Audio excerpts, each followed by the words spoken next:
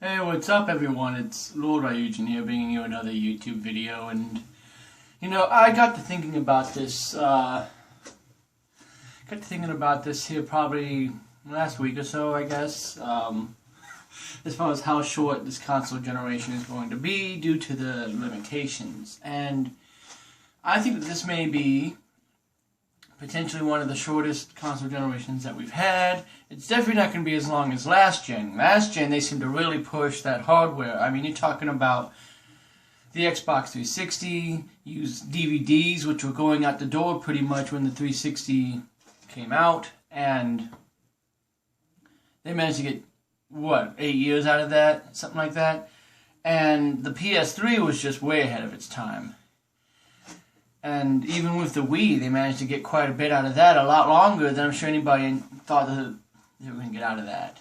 And, other than the fact that the PlayStation 4 is selling exceptionally well, we have a console generation where the systems are pretty much obsolete out the door.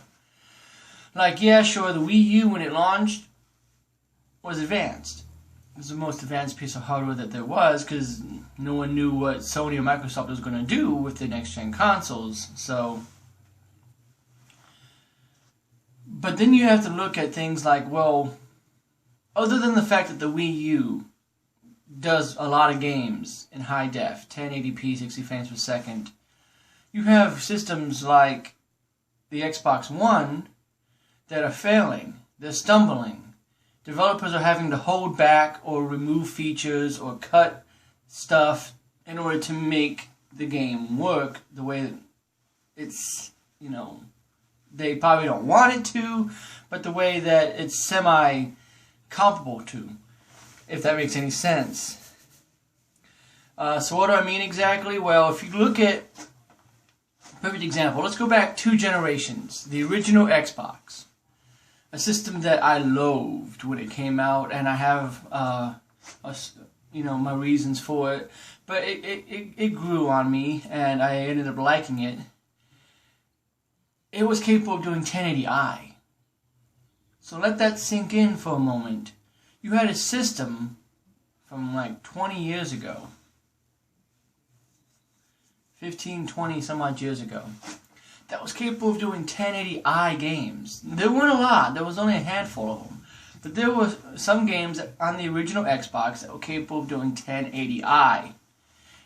In a generation where everybody was doing just regular audio, video, standard stuff. And then the 360 comes out and it's capable of doing 1080i, 720, and 1080p. And now here we are in the Xbox One generation, and sure, we do have some games that are capable of doing it, but we're seeing a lot of these games that are struggling to even hit 900p half the time. And it's just like, hold on a second here. You mean to tell me that you have these games that are on a next-gen, powerful piece of hardware that you have to get to run at 720 just to run smoothly? That just tells you how far behind these machines really are. And I know that it's a very difficult market. It is. I understand that you have to have a middle ground.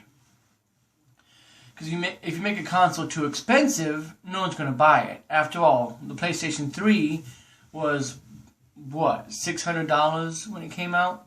And so was the Xbox One, I think, was $500. And no one bought it for a while, but now that the price has gone down, more people are buying Xbox Ones. Price meets every time. The price wins. If it's too expensive, no one's going to buy it. But you can't make it so cheap that everyone can afford it, but no one can program for it because it's gotten so technologically behind. But we're seeing this anyway. Even with the PlayStation 4, which is getting quite a handful of games coming out for it, and a lot of announcements, even it is behind technological standard of what like PCs and stuff are capable of doing. And so, because of that, and systems like the Xbox One that are like, hey, Halo Guardians doesn't even have a multiplayer because, you know, the technology just isn't there. Well, that's kind of a bummer. And hopefully you have a really good single-player campaign to make it worth it. But I'm just saying that you start to see the problems. And go look up any of these videos as far as like these corners that are being cut to make these games work on these consoles. And then you start to think of, well, why? I mean, I know that gaming itself is, you know, difficult to program for, especially as they're getting more costly to make. But at the same time, it shouldn't be that difficult. I mean, I don't know. Again, I'm not really an engineer when it comes to this kind of stuff. I don't know 100% how hardware works, but I'm just saying that due to these limitations, the fact that the Wii U is already pretty much being pushed out the door, the Xbox One is really starting to show its age, and it hasn't even been out, what, 2 or 3 years? And the PS4 is already starting to show its limitations as well. I wouldn't be surprised if we have a really short console generation. If we... 2017. Like 5 years short. You know? Kind of like what we got back in the...